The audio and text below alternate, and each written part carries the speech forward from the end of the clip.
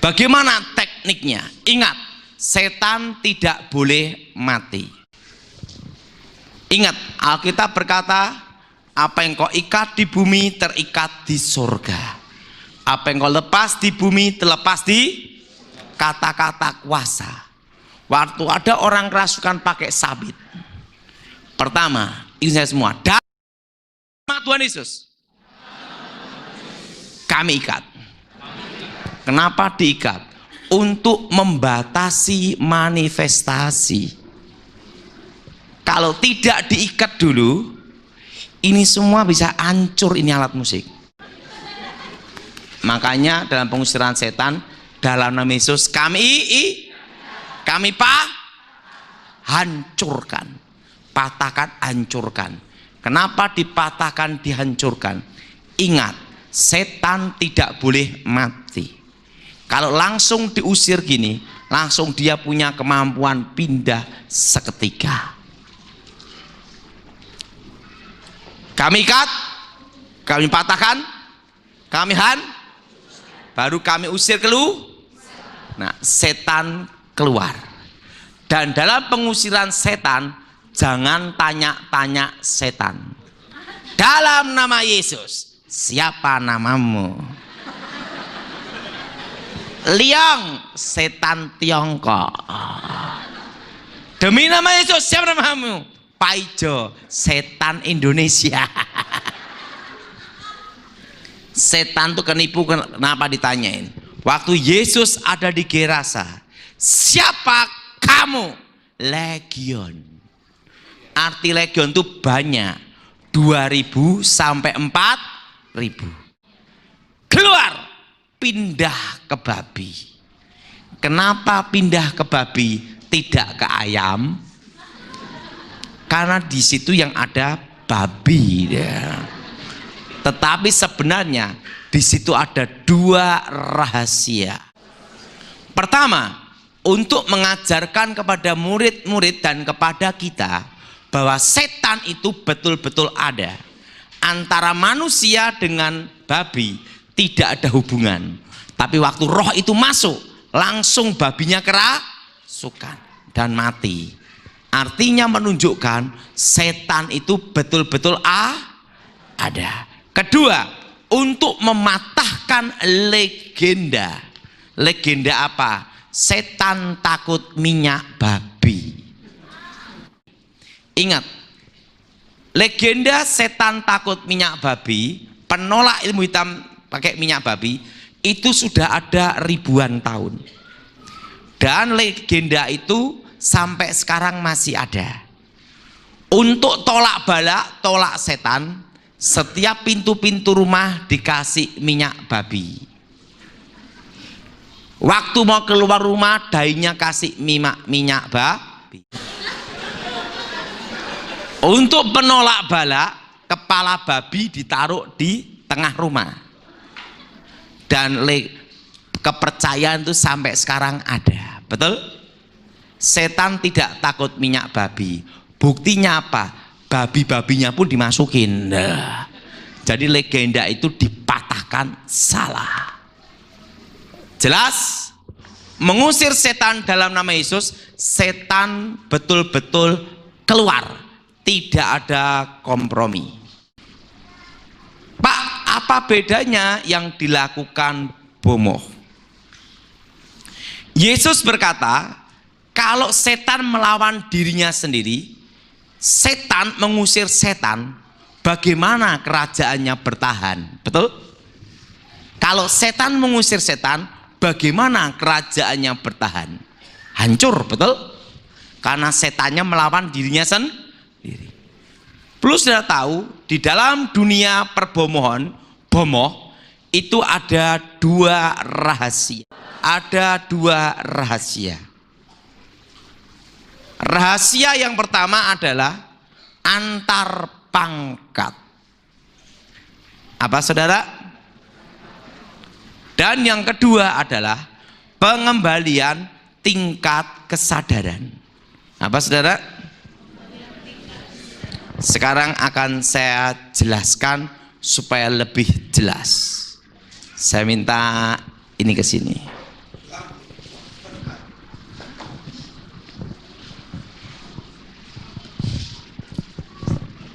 Sekarang kerasukan gini.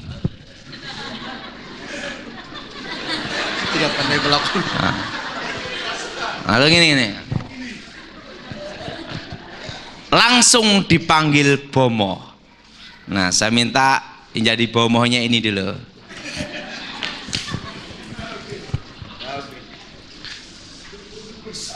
Setan yang masuk dalam dirinya ini pangkatnya kapten.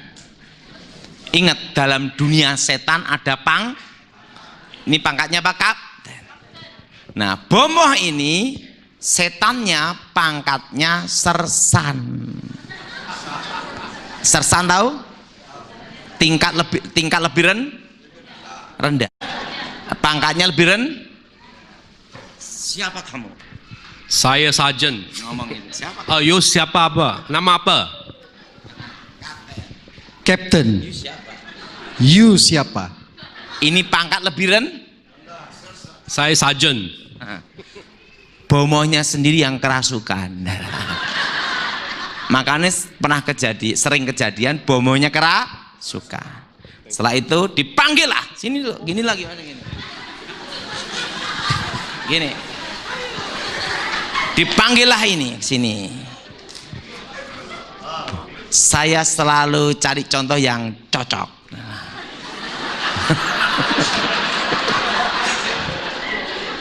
Bomoh yang pangkatnya kolonel. Saya kolonel. Kau siapa?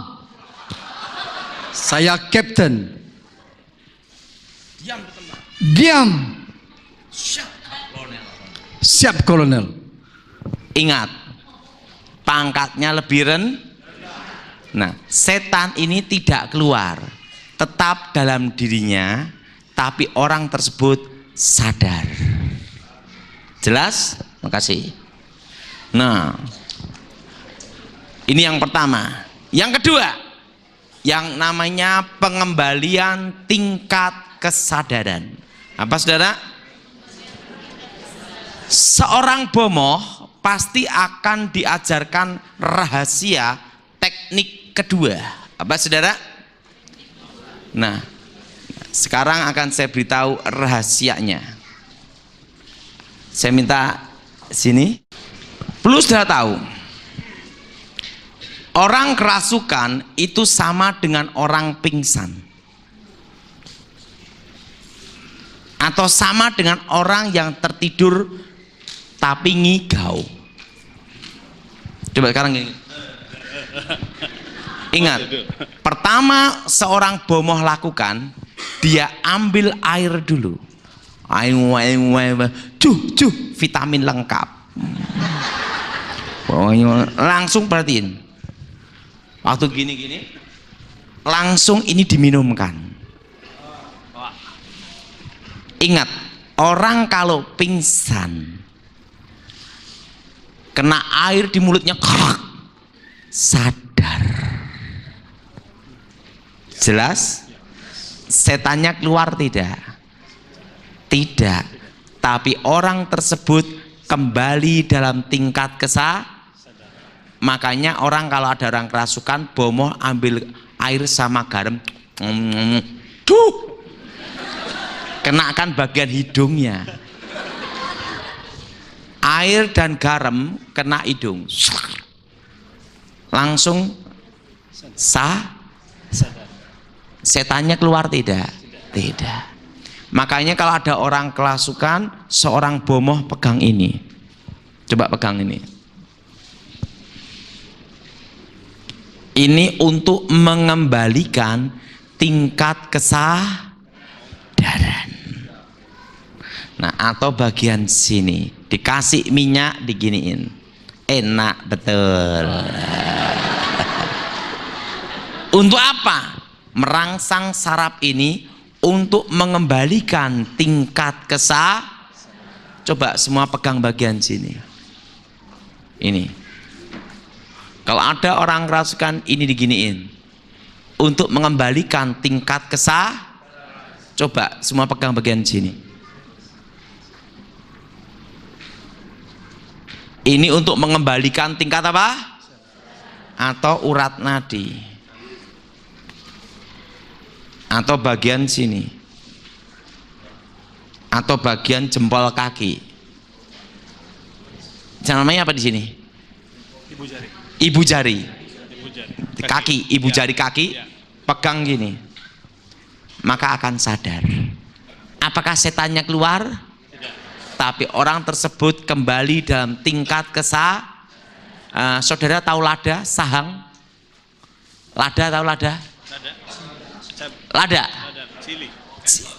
Pepper. Kalau ada orang kerasukan, kasih pepper hidungnya, sadar dah. Nah, sekarang akan saya beritahu rahasianya. Orang yang kebal senjata, tahu kebal? Ditembak enggak apa-apa, dibacok apa, dibom enggak apa-apa, kebal senjata. Itu mudah. Maaf, ininya ditenggelamkan dalam air. Waktu tenggelam dalam air, di hidungnya, ingat orang kebal itu kerasukan juga. Waktu dia hidungnya tenggelam dalam air gini, dia kembali dalam tingkat langsung jedor, selesai. Itu untuk eksekusi ilmu kebal. Makanya orang punya ilmu kebal, sekebal apapun, tenggelamkan dalam air. 1 hari 1 malam pasti mati. Tidak percaya, coba sendiri.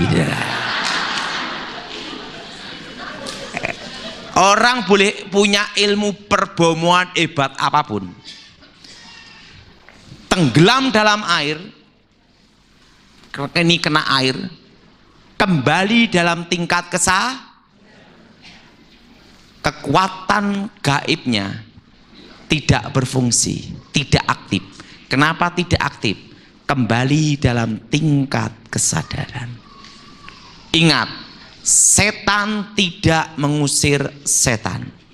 Kalau setan mengusir setan, hancurlah kerajaan setan. Jelas?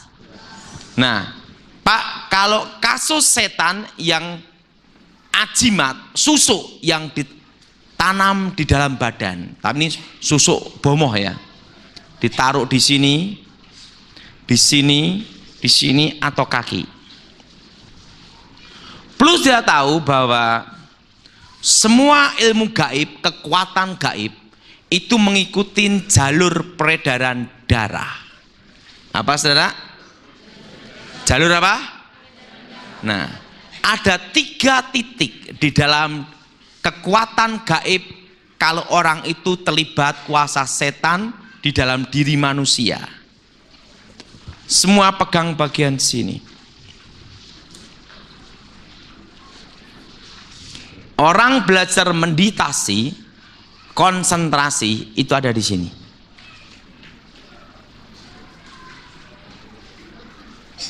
Oke, yang kedua, pegang bagian kiri bagian sini. Ini apa nih? Coba dengerin lagi. Apa ini? Ingat, semua kekuatan gaib, kekuatan setan mengikuti jalur peredaran darah manusia dan terpusat ada di sini. Dek dek dek dek dek dek dek dek. Ada di mana? Jantung. Semua pegang pusarnya sendiri. Pada waktu manusia sebelum lahir masih dalam kandungan, hidup ada di tali pusatnya. Makanya tenaga dalam prana kekuatan awa murni itu terpusat ada di pusar sini. Kekuatan setan. Coba pegang 3 titik ini. 1, 2, 3. Nah, kalau ada orang kerasukan, pegang 3 titik ini, terutama orang yang susah mati karena punya jimat. Pak, apakah harus memegang? Tidak harus. Doa tidak dibatasi ruang dan waktu. Cara doanya yang saya semua. Darah Yesus, hancurkan segala mantra. Darah Yesus, hancurkan segala ajimat. Darah Yesus hancurkan segala kutuk. Darah Yesus bebaskan tubuh, jiwa, roh. Darah Yesus hancurkan kutuk. Darah Yesus bebaskan roh-roh setan, roh-roh jahat keluar demi nama Yesus. Jelas? Ada berapa titik?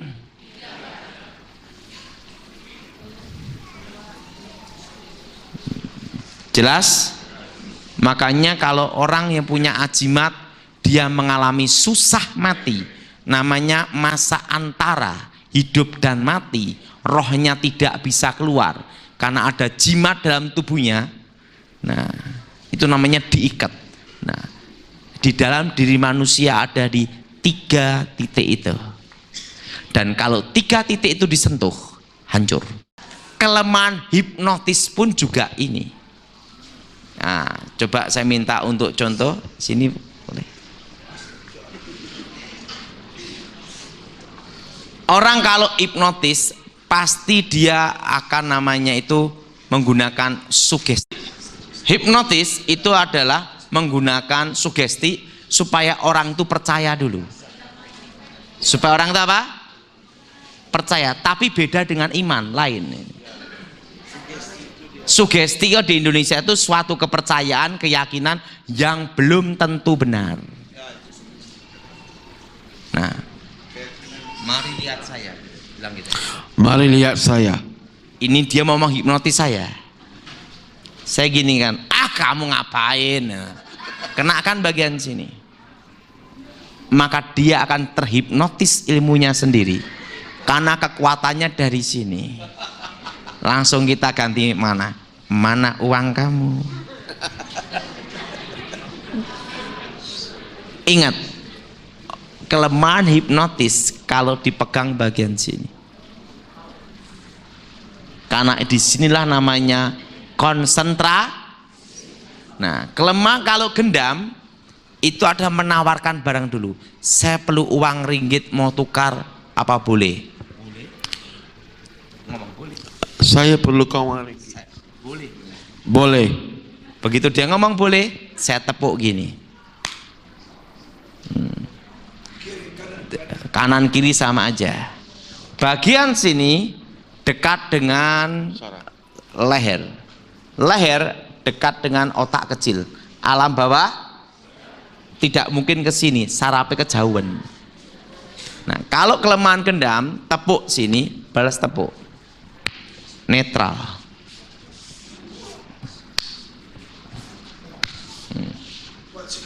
Tidak berfungsi. Itu kelemahan apa gendam. Ini namanya dari sini, tepuk apa? Sini. Tapi kalau kita orang Kristen tidak usah main tepuk-tepukan. Ada kuasa nama Makanya saudara kalau diberi minum siapapun harus berdoa dulu. Ada yang juga pakai hipnotis melalui minum. Doakan dulu darah Yesus sucikan.